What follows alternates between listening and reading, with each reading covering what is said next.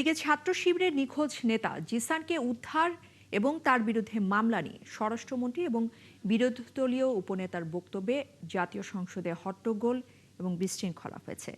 জিসানের বিরুদ্ধে ধর্ষণ এবং ভ্রূণ নষ্টের মামলার বিষয়টি স্বরাষ্ট্রমন্ত্রী সংসদে তুলে ধরায় সরকারের বিরুদ্ধে প্লট সাজানোর অভিযোগ তোলেন বিরোধী দলীয় উপনেতা। আর এতে সংসদে দুপক্ষের মধ্যে হট্টগোল হলে স্পিকারের রুলিংয়ে পরিস্থিতি শান্ত হয়। মোহন ইসলামের আরও একটি প্রতিবেদন। জামায়াতের ছাত্র সংগঠন হিসেবে পরিচিত শিবিরের কেন্দ্রীয় নেতা মোহাম্মদ জিসান মিয়াকে অপহরণ ও গুমের চেষ্টা করা হয়েছে বলে অভিযোগ করে সংগঠনটি। এ নিয়ে জামায়াতের আমির ফেসবুকে বিবৃতিও দেন।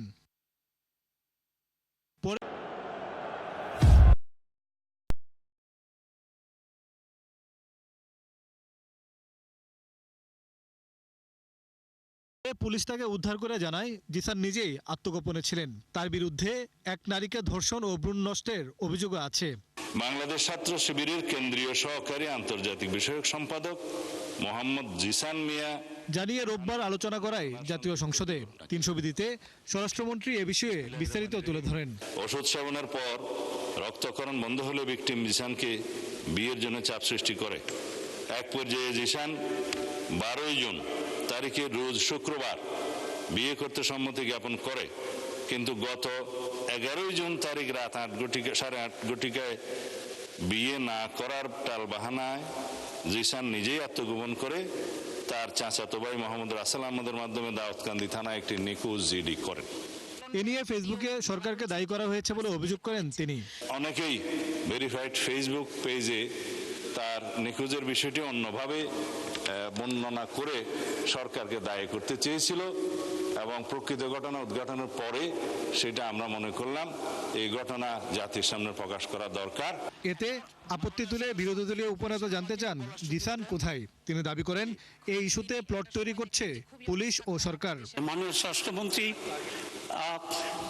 একটি দলকে কন্ডেম করার জন্য ইন্টেনশনালি এটা এখানে প্রেস করেছে।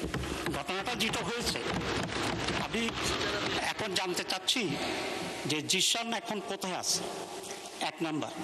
2 নম্বর কথা হচ্ছে এখানে কুমিল্লার পুলিশ জিসানের সাথে কারো কথা বলতে সাংবাদিকদেরকে দেখা করতে দিচ্ছে না, এবং যে মেয়েটার কথা বলা হয়েছে ওই মেয়েটার সাথেও কাউকে কথা বলতে দেওয়া হচ্ছে না।